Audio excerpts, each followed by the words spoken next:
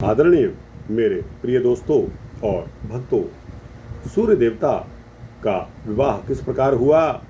16वां अध्याय श्री विश्वकर्मा पुराण के अनुसार मैंने आपको सुनाया। दोस्तों, इसी वृतांत के अंत में जब भगवान भोजन करने के लिए बैठे और श्री भगवान ने पहला कोर हाथ में लिया कि तुरंत ही उनका हाथ रुक गया। हाथ में लिया गया वह अन्न का ग्रास उन्होंने वापस थाली में रखकर प्रभु उठ खड़े हुए। और दोस्तों, उनको उठ खड़ा हुआ देखकर सभी कांप उठे। सारे देवता जो वहाँ उपस्थित थे, अब समझ में नहीं आ रहा था कि क्या अनर्थ हो गया। इन सभी के मन में अनेकों प्रकार के तर्क वितर्क आ रहे थे। सभी विचार में पड़ गए कि अपने हाथ से तो कोई गलती नहीं हुई। भगवान भोजन की थाली से उठकर तुरंत ही समाधि में बैठ गए। वास्तु सहित पांचों पुत्र तथा इला एवं इलाचल प्रभु के सामने हाथ जोड़कर खड़े हो गए और सोचने लगे कि आज जरूर ही कोई अनर्थ हुआ है। उनके किसी भक्त पर कोई संकट आन पड़ा है या फिर प्रभु ने किसी का कोई दुष्ट कृत्य देख लिया है। किसी की अति पवित्र आत्मा को दुख मिला है या फिर देवताओं के ऊपर कोई संकट आन पड़ा है। दोस्तों, ऐसा सभी सोच रहे थे। इसका यहाँ वृतांत का समापन हुआ था। इसके आगे 17वें अध्याय में अग्निपान का जहाँ वृतांत आता है। सभी ने सोचा और सूत जी ने कहा कि परमात्मा तो कृपालु हैं और योग के द्वारा सब कुछ उन्हें पता रहता है। प्रभु जब थाली छोड़कर समाधि में बैठ गए तब उपस्थित जन अभूतपूर्व घटना से आशंकित थे। योगमास्थाय योगेशः योगीनां सिद्धिदायकः दुर्वासा क्रोध संतप्तं विश्वं च सचराचरं विश्वामित्र तपोग्निना दग्धं ध्याने च दृष्टवान। उस समय कृपालु परमात्मा ने तुरंत योग धारण करके दुर्वासा के क्रोधानल में जल रहे संपूर्ण संसार को देखा तथा विश्वामित्र जी के तप से उत्पन्न हुई अग्नि को भी देखा। दोनों अग्नियां आमने सामने थी और एक दूसरे को परास्त करने पर लगी हुई थी। इस भयंकर युद्ध में संपूर्ण विश्व जल रहा था। तभी पूरे विश्व को अग्नि से पीड़ित होते हुए देखकर प्रभु द्रवित हो उठे। उन्होंने दोनों नेत्रों से दोनों अग्नियों का पान कर लिया। ऐसा होते ही प्रभु के नासिका छिद्रों से जल की 2 बूंदें नासिका छिद्रों से पृथ्वी पर गिर पड़ी और उसमें से 2 पुरुष उत्पन्न हुए। इन दोनों को ही प्रभु ने अपने पुत्र के रूप में स्थापित किया। फिर उन्हें अच्छी तरह तृप्त करने के पश्चात प्रभु ने स्वयं भोजन किया और तत्पश्चात हाथों को धोया। तब महर्षि कश्यप की आज्ञा का पालन करने वाला वही नेवला अचानक वहां आ पहुंचा और जहां भगवान हाथ धो रहे थे वहां पानी की धार के नीचे आकर खड़ा हो गया।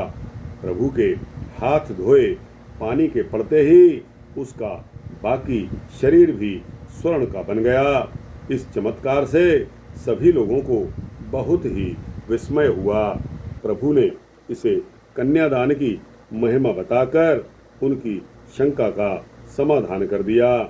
इस प्रकार सूर्य नारायण के लग्न रूपी उत्सव में भगवान का जो उत्तम कार्य हुआ उसका मैंने आप सभी के सामने वर्णन किया। यह सूत जी बता रहे हैं। सूत जी आगे बोले कि हे ऋषिगणों, इस प्रकार कन्यादान की महिमा अद्वितीय है, यूनिक है। इससे पहले ऐसा कन्यादान नहीं हुआ। कन्यादान का उत्तम फल प्राप्त होता है। बस फल की इच्छा करने वाले को केवल यही ध्यान रखना चाहिए कि स्वयं पर जो कुछ भी खर्च हो वह अपना ही होना चाहिए। वर या वर पक्ष का कुछ भी खर्च नहीं होना चाहिए। यदि उस समय वर पक्ष का कुछ खर्च होता है तो कन्यादान से उत्पन्न फल नष्ट हो जाते हैं। दान तो श्रद्धा पूर्वक तथा यथाशक्ति दिया जाता है। इससे दान लेने वाले को जिस प्रकार दान देने वाला दे उसी प्रकार दान लेना चाहिए। उसके लिए किसी प्रकार का बंधन भी नहीं होना चाहिए। संपूर्ण कन्यादान संबंधी कथा को जानने सुनने के पश्चात ऋषियों का मन भी प्रसन्नता से भर गया, परंतु उन्हें कथा श्रवण के उत्तम फल से वंचित होना ठीक नहीं लग रहा था। अतः ऋषियों ने सूत जी से उन्हें आग्रह किया कि हम सभी को दुर्वासा ऋषि के क्रोध का क्या कारण था उसको भी सुना दीजिए। तब सूत जी बोले कि हे शौनक आदि ऋषियों, तुम्हारी जिज्ञासा से मैं अत्यंत प्रसन्न हूँ। तुमने जो अब बात पूछी है वह सभी को मैं विस्तार पूर्वक आप सभी को सुना रहा हूँ। प्रभु की माया उनकी आज्ञा से अनेक प्रकार के कार्य करते मनुष्य को मोह उपजाती है, परंतु वे माया में नहीं फंसते। जो मनुष्य निरंतर प्रभु के गुणों का कीर्तन या श्रवण करता है वह मनुष्य वास्तव में इस संसार के सभी बंधनों से छूट जाता है। हे ऋषिगणों, पारब्रह्म स्वरूप श्री विश्वकर्मा ने इलाचल के ऊपर जब अपनी मानस पुत्रियों का लगन किया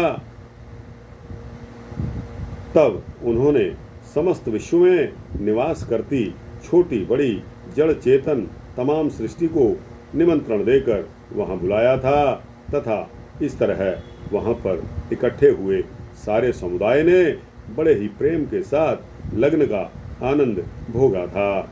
इस प्रसंग पर सभी को निमंत्रण देने का कार्य प्रभु ने वासुदेव को सौंपा, किंतु शीघ्रतावश या हर्ष विभोर होकर वासुदेव कुबेर को तथा दुर्वासा ऋषि को निमंत्रण देना भूल गए थे।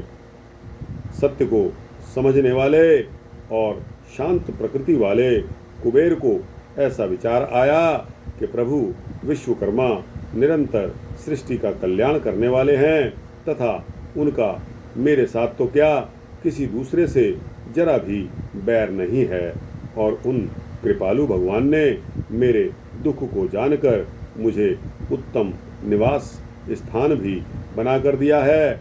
जो ऐसा नहीं होता तो दानव मेरे पास रखे हुए देवताओं के सारे खजाने को लूट कर ले जाते। इस संकट से उबारने के लिए जिन प्रभु ने मुझे उत्तम आवास की रचना करके दी है उन्होंने मुझे किस कारण निमंत्रण नहीं दिया।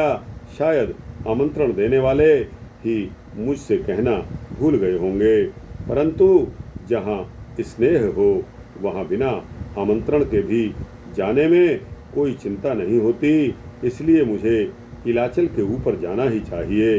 इस प्रकार तय करते हुए कुबेर तो सूर्य नारायण देवता के विवाह का आनंद लूटने के लिए इलाचल पर्वत पर जा पहुँचे और विवाह में सम्मिलित हो गए।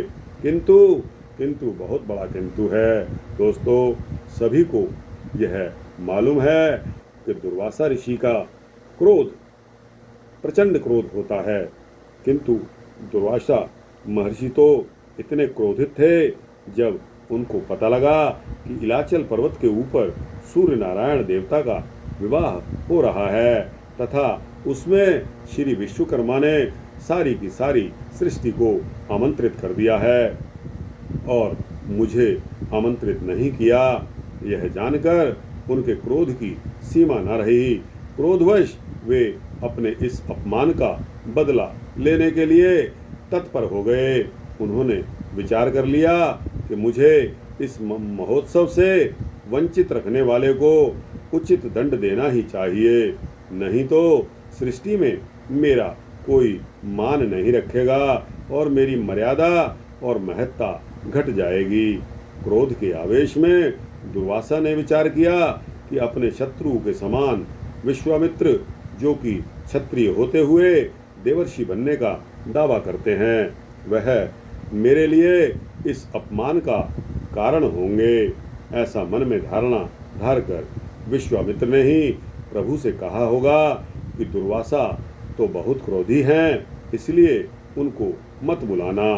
मैं विश्वामित्र को राजर्षि कहता हूँ। इससे बदला लेने के लिए उन्होंने ही इस प्रकार मेरा अपमान किया है। इस प्रकार विचार आते ही उनके मन में अत्यंत क्रोध व्याप्त हो गया और उस क्रोध में से अग्नि उत्पन्न हो गई। दुर्वासा ने उस अग्नि को आज्ञा दी कि तू विश्वामित्र को उसके आश्रम सहित जाकर जला दे। इस प्रकार की आज्ञा मिलते ही अग्नि विश्वामित्र के आश्रम की ओर बढ़ने लगी। रास्ते में अनेक वन, उपवन तथा जंगलों को जलाती हुई प्रलय काल की भयंकर अग्नि के समान सबका नाश करती हुई तीव्र गति से अग्नि आगे बढ़ने लगी।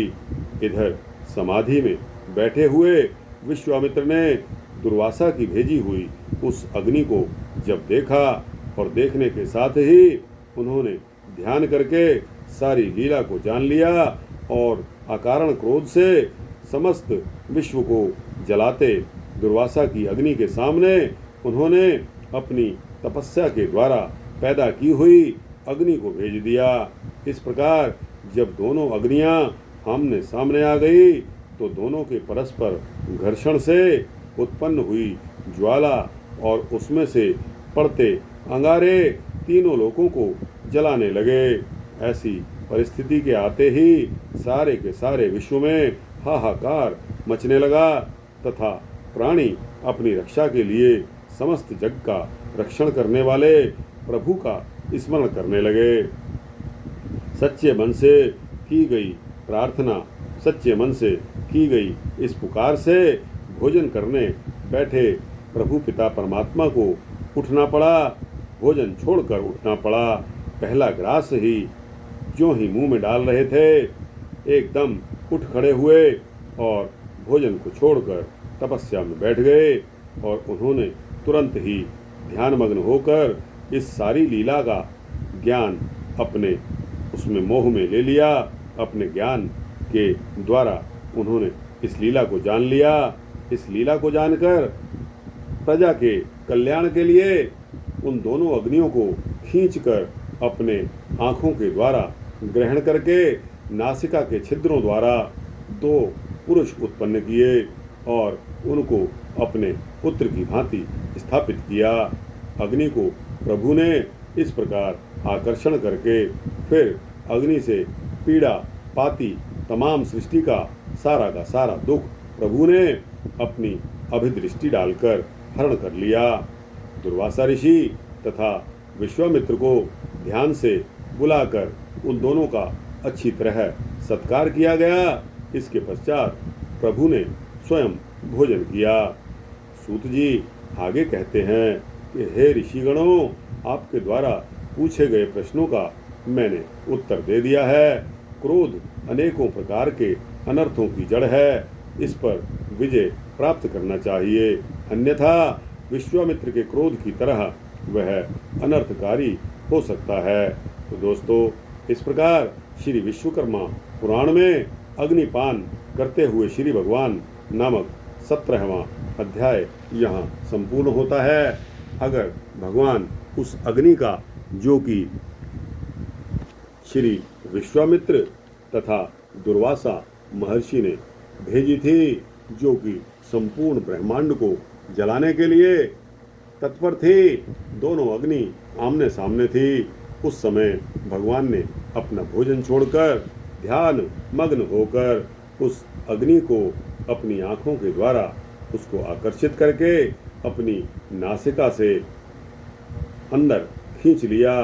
दोनों नासिकाओं से दोनों अग्नियों को बुझा दिया, लेकिन उस नासिका से दो बूंदें गिरी, जिसके तहत दो पुरुष उत्पन्न हुए, जिनको भगवान ने अपनी पुत्र की भांति स्थापित किया। तो दोस्तों, यह श्री विश्वकर्मा पुराण का अग्निपान नामक 17वां अध्याय यहाँ संपूर्ण होता है। आपको कैसा लगा? अच्छा लगा हो तो इसको लाइक और शेयर करते हुए अपने दोस्तों, भक्तों, मित्रों, जिज्ञासुओं तक पहुँचाना। दोस्तों, कमेंट सेक्शन में अगर आपको कुछ समझ ना आया हो या अटपटा लगा हो या आपके मन में कोई प्रश्न आ रहा हो, उसको अपना जरूर इस कमेंट में लिखना अपनी राय में। और दोस्तों, इस चैनल को सब्सक्राइब कर देंगे तो आपको इसी तरह के सूक्ष्म भक्ति वृत्तांत मिलते रहेंगे। जय श्री विश्वकर्मा, जय श्री सूर्य नारायण देवता, जय परमपिता परमात्मा की जय हो।